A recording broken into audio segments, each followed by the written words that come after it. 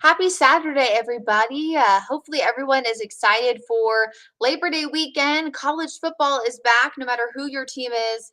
I hope you have a good time watching your game today. I'm wearing my special Florida necklace and my royal blue for the Gators today. But let's talk about another college football match going on this afternoon. Kipper Stadium looking great there live from Boone from App State's campus this morning. Of course, App State at home today at noon, kicking off their season against the UNC Tar Heels. Now, you'll see a few clouds mixing in here and there for that forecast in Boone this afternoon, but honestly, compared to the rest of the area, they're going to be feeling great. Mid to upper 70s, high temperatures. You will notice an uptick in humidity as you go throughout the day, but overall, I think whether you're tailgating and hopefully if you're watching this, it's live, maybe on your phone because you're already there, but if you're maybe heading out now, you may be a little bit late, but hopefully you're going to enjoy the day. So, no matter who your team is, hopefully you have a great time doing that. Now, today, really not going to see a lot of rain. We've talked about this for the past few days, but your Labor Day weekend forecast really doesn't look too bad across the area. We are, of course, starting off dry and quiet. No rain locally, but areas along the upstate of South Carolina dealing with a lot of significant flooding this morning. So please be mindful of that if maybe you are traveling westward. Maybe taking 26, passing through the Greenville Spartanburg area. No matter where you're going, if you are going to the upstate of South Carolina, likely dealing with some rain. So just remember, of course, the roadways may be a little bit more active with it being college football Labor Day weekend. So be mindful of that. And of course, be safe as you're out and about on the roadways. So today's rainfall chances are really low. So I actually want to focus more on tomorrow and Monday. So overnight, we'll see a few more clouds building in. We'll see a few areas of patchy fog tomorrow morning and just some light rain possible. Now, notice the time frame here as we get closer to about 10, 11 a.m., which is actually when our show ends. So we'll be sure to, of course, continue to update you on social media. And all that good stuff. As we get closer to the lunchtime hour, we'll see a few showers popping up. Won't see a lot of thunderstorms in the morning time frame because we really won't see that daytime heating yet. But tomorrow will be the potential for a few thunderstorms in the afternoon. The great news is that we are not in a pattern Sunday or Monday where we'll see an opportunity for severe weather. Although with a lot of moisture around, we could see some heavy rain at times and some lightning. So just keep that in mind.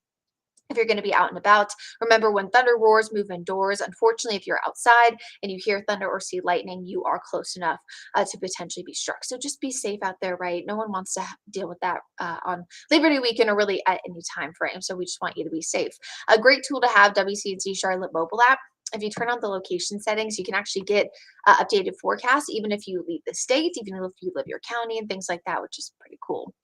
Rain chances get a little bit higher as we head through Sunday afternoon and evening, but Sunday will be a day where we don't see a lot of rain, but it's kind of scattered off and on throughout the morning and afternoon. But then Monday looks to remain mostly dry in the morning with really only a small limited potential of a few showers up toward the mountains and foothills. I'm expecting Monday to see that better chance of rain north of us, solely because of the fact that we'll see that approaching cold front.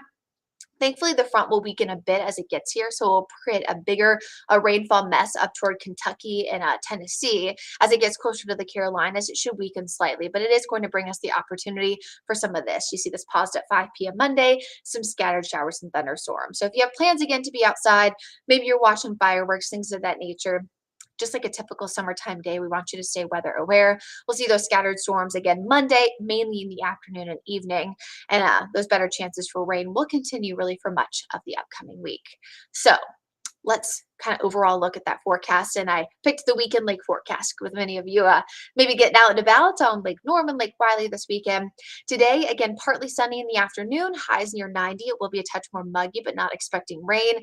30% chance of a few showers and storms Sunday, and Sunday will be a little bit more off and on throughout the day. Monday, particularly in the afternoon and evening, will be a little bit more scattered. Temperatures Sunday and Monday, though, will be a little bit more mild, mid to upper 80s, which is a little bit more typical for September. We've had multiple days in a row of temps near 90, which is a little bit hotter than average, right? As we started the new month and meteorological fall. Now, of course, we know the weekend forecast looks pretty good. I mean, we can't really ask for much more than those lower end rain chances on Labor Day. Still dealing with those graphics. There we go. Trying to move. 7-day forecast. So I just showed you the first 3 days, Saturday, Sunday, Monday. The rest of the week and heading into the end of the week, that is, rain chances again stay relatively elevated, about 30 to 50% every single afternoon. But look at those temps. If you are not a fan maybe of the 90s we've seen, things will get a little bit closer to normal, right, for the first full week of September, which of course is this upcoming week. So Saturday, the driest day, but also the hottest day. It's already feeling a little bit more muggy outside. The last few mornings have been really comfortable. You could tell there was an uptick in humidity this morning. Thankfully, though, not as high as the peak of how hot it is right during the summertime. So we're talking about our local forecast, right? That 10-day. Next weekend, Charlotte 49ers back at home on Saturday. We have Charlotte FC also at home on Saturday, and then the Panthers at home for their first regular season game on Sunday. So we kind of keep that trend going. You see 80s, few showers and storms. Very, again, typical for September standards. So you love a 10-day forecast where we have not only Labor Day and around the Crown 10K tomorrow, but also football returning, and of course, soccer also on Saturday here in the Queen City. So of course, we want to know our local forecast, but what's going on with the Artemis 1 launch in Cape Canaveral? We talked a lot about this week. So if you were with me last week, we talked a little bit about how weather plays a factor in some of these launches. And there are about 10 rules that the 45th Weather Squadron look at when they're trying to determine whether or not the launch can take off. Now, last week they were looking at the cumulus cloud rule, the surface electric fields rule, and flight through precipitation. They have dropped flight through precipitation, so they're not expecting a lot of rain, but they're still going to be monitoring the opportunity for the cumulus clouds to be around. The reason why that can sometimes be a concern is cumulus clouds, although oftentimes associated with fair weather, they're a little bit more dense, so sometimes it's a little bit harder to fly through, even with regular pilots. But also, oftentimes when they're doing these uncrewed missions, right, and they're trying to test things for when humans are in it, they want to be able to see everything that's going on. So cumulus clouds, because they're a little more dense sometimes, can oftentimes limit that. And the surface electric fields rule, Brad actually sent out a tweet about this with a little bit more information. So if you're interested, head over to his Twitter page. He's at WXBrad. But surface electric fields rule is kind of in place because depending on the exact magnetic fields that are out there on the launch pad, if the rocket were to take off and fly through cumulus clouds, oftentimes that static electricity could allow for the rocket to produce its own lightning. You heard me right, produce its own lightning. This is actually used a lot in studies that they do on lightning and how it kind of affects things. So kind of an interesting factoid, but that's why they really look closely at the electric fields and keep that in mind as well. So those are their two primary weather concerns right now that the 45th Weather Squadron are looking at. I mentioned that we're not expecting a lot of rain. Let's look at that future cast really quickly. So here we are, 12, 11, or 11, 12, 1, 2 o'clock. You can see I paused this here. There's Cape Canaveral in the center of your screen. You can see not a lot of rain expected. And as we go closer to 3, 4, and 5, which is kind of the end of their time period, if you notice the lines kind of moving from the right side of your screen to the left, that's an East Coast breeze. When you have an Atlantic sea breeze coming in from the East Coast and pushing inland, it oftentimes shoves a lot of those clouds and a lot of that rain further inland. And so rain becomes less of a concern, which is pretty much the forecast today. I always joke, and I worked in Florida for a while, that Florida in the summertime, it's not will it rain? It's what time and where. And so oftentimes you look at the sea breeze fronts coming in from both coastlines. So that's something that we'll be keeping in mind too. Of course, these weather conditions, the 45th Weather Squadron putting out these concerns, this has nothing to do with necessarily any issues like what they had on Monday. This is primarily just talking about the weather. So of course that's a future cast. So let's look quickly overall at what the forecast calls for. Last little graphic I'll show you. So right now, sea breeze storms possible, mainly inland. I just showed you that, right, with the Atlantic coast sea breeze pushing in. The launch forecast window is 2:17 to 4:17 this afternoon. Last check on the forecast, 60% a go for launch weather-wise at the beginning of that window, but of course it's 2 hours, right? So at the end, they're going all the way up to 80. So weather permitting, it looks relatively good with that forecast. So that's the Artemis forecast.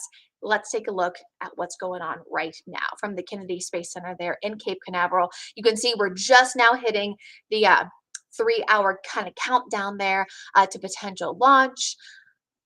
It's going to be a historic day, right, guys, if this does take off. So we're hoping, fingers crossed, and all that good stuff. If you are interested in seeing some of the video updates that we did, video interviews that we did earlier this week with folks that had a lot to do with Artemis. I did one with one of the Boeing engineers that kind of worked on this project. We have a special live stream for you. We are going to have our very own chief meteorologist, Brad Panovich, in to talk about Artemis 1 and all of the exciting things that this is going to do. You know, we've heard a lot about how it's going to put the first woman, hopefully in person of color, on the moon, which is really exciting, especially, you know, for me, right? Women in STEM, gotta love that too. But of course, all these astronauts, all these engineers, everyone who works on these launches works so, so hard. So we're really hopeful for that. If you were interested in watching the live stream, you're watching it maybe in between football games today, or just enjoying some time outside, you can watch it even outside. Yeah. So here's the ways that you can do so. So you can download the WCNC Charlotte mobile app. That way you can get the latest forecast and you can also live stream it that way. We also will have a live stream up on our Weather IQ YouTube channel. YouTube channel you can find by going to the website and just typing in WCNC Charlotte. You'll see our news one, but Weather IQ sits just below that.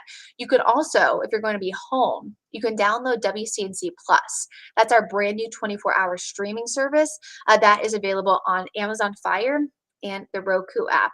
You'll, of course, have the ability to not only watch that live stream live that way, but you can actually go back and watch old newscasts. This, of course, completely free. You guys don't have to pay a dime to get that app. So fingers crossed, well, hopefully you'll tune in with us. That live stream, Brad, will be starting right around 1:45 with the launch window beginning at 2:17. So thank you so much for joining us here with this Saturday weather update, but kind of hybrid forecast preview there for Artemis 1. Fingers crossed things do get kicked off today. Pretty cool shots there from the launch pad. Remember though, if for some reason things don't happen today, our next window opens on Labor Day on Monday around 5 o'clock. And if things don't go well today, they will announce whether or not they're going to aim for Monday at a later date. But we have fingers crossed, right, that it's going to happen today. Hopefully you guys enjoyed this stream. Have a safe, happy Saturday here of Labor Day weekend. Chloe and I will be back on WCNC Charlotte, Wake Up Charlotte weekend tomorrow morning, starting at 6 a.m. And I hope to see you there. Have a great day.